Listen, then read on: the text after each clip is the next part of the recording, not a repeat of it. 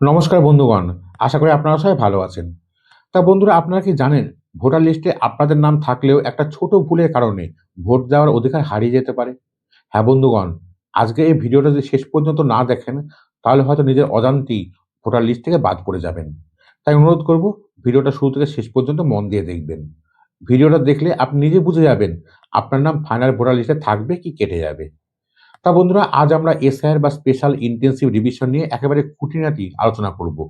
এই ভিডিও দেখার পর আপনাকে আর কারো কথা বিশ্বাস করতে হবে না।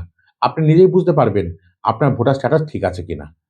তাই ভিডিওটা যদি কাজে লাগে অবশ্যই সাবস্ক্রাইব করবেন আর কমেন্টে লিখবেন আপনার নাম কি ডাক ভোটার লিস্টে ছিল, আপনি কি হিয়ারিং নোটিশ পেয়েছেন। চলুন একদম শুরু থেকে পরিষ্কার করি। সম্প্রতি নির্বাচন কমিশন এসআইআর হিয়ারিং প্রক্রিয়া নিয়ে একটা খুব গুরুত্বপূর্ণ নোটিফিকেশন জারি করেছে। আর এই নোটিফিকেশনের কয়েকটা নিয়ম ভবিষ্যতে আপনার ভোট দেওয়ার অধিকার ঠিক করে দেবে। প্রথম নিয়ম, 31 জানুয়ারি 2026-এর মধ্যে যাদের নামে হিয়ারিং নোটিশ তৈরি হওয়ার কথা ছিল, সব নোটিশ ইতিমধ্যে জেনারেট হয়ে গেছে। মানে কি? মানে আজ যদি আপনার বাড়িতে কোনো নোটিশ না এসে থাকে তাহলে আর নতুন করে নোটিশ আসবে না। দ্বিতীয় নিয়ম, 1 ফেব্রুয়ারি 2026 বিকেল 5টার মধ্যে সব নোটিশ বাড়ি বাড়ি পৌঁছে দেওয়ার নির্দেশ ছিল। এই কাজ এখন প্রায় শেষ। তৃতীয় নিয়ম, নোটিশ পাওয়ার 7 দিনের মধ্যে হিয়ারিং করতে হবে। সেখানে আপনাকে নিজের কাগজপত্র দেখিয়ে প্রমাণ দিতে হবে। আর যাদের হিয়ারিং আগেই হয়ে গেছে তাদের ডকুমেন্ট 2 ফেব্রুয়ারি 2026-এর মধ্যে অনলাইনে আপলোড করতে হবে। সবার মনে একটাই প্রশ্ন, আমার নাম থাকবে তো? তো আসল কথায় আসা যাক। যদি আপনার নাম ডিসেম্বর মাসের ড্রাফট ভোটার লিস্টে ছিল কিন্তু কোনো হিয়ারিং নোটিশ আসেনি, তাহলে চিন্তার কোনো কারণ নেই। আপনার নাম অটোমেটিক ফাইনাল লিস্টে উঠে যাবে। কারণ কমিশনের মতে আপনার তথ্যে কোনো সমস্যা নেই।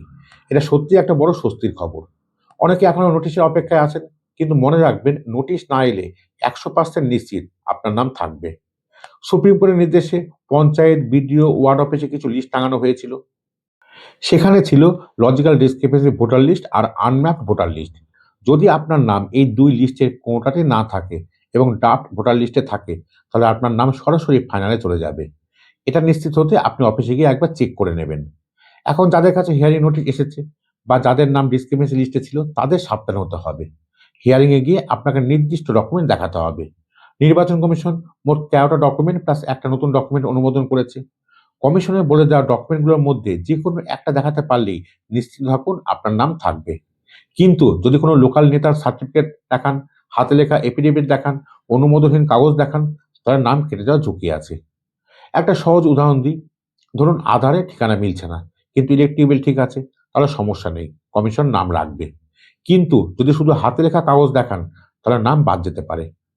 এবার জানা যাক কি কারণে নাম কাটা যায়। সবচেয়ে সাধারণ কারণগুলো হলো নামের বানান মিলছে না, জন্ম তারিখ ভুল, ঠিকানা বদলেছে কিন্তু আপডেট হয়নি, একই ব্যক্তির দু জায়গায় নাম, হিয়ারিং এ না যাওয়া, 7 দিনের মধ্যে ডকুমেন্ট না দেওয়া। এই ভুলগুলোর যে কোনো একটা হলে নাম বাদ যেতে পারে। তা বন্ধুগণ, এখনকার সিদ্ধান্ত অনুযায়ী 14 ফেব্রুয়ারি 2026 ফাইনাল ভোটার লিস্ট প্রকাশিত হবে। সেদিন অনলাইনে বা অফিসে গিয়ে আপনি একবার চেক করতে পারবেন আপনার নাম আছে কিনা। যদি তারিখ বদলায় আমি পরের ভিডিওতে আপডেট দিয়ে দেব। কয়েকটা বাস্তব উদাহরণ দেখা যাক। যেমন রাহুলের নাম ড্রাফটে আছে, নোটিশ আসেনি, ডিসক্রিপেন্সি লিস্টেও নেই, তার নাম 100% ফাইনাল লিস্টে থাকবেই।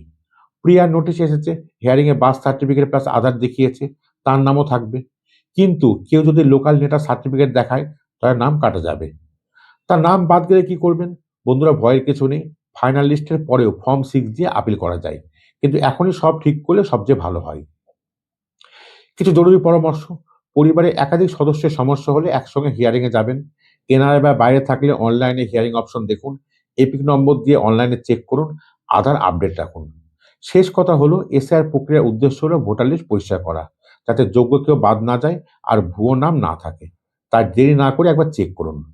তা বন্ধুগণ, এই ছিল আজকের প্রতিবেদন। যদি ভিডিওটা ভালো লাগে অবশ্যই লাইক করবেন আর বন্ধুদের সঙ্গে শেয়ার করবেন। আর নতুন হয়ে থাকলে চ্যানেলটা সাবস্ক্রাইব করে আমার পাশে থাকবেন। দেখা হবে পরের ভিডিওতে। ভালো থাকবেন, সুস্থ থাকবেন।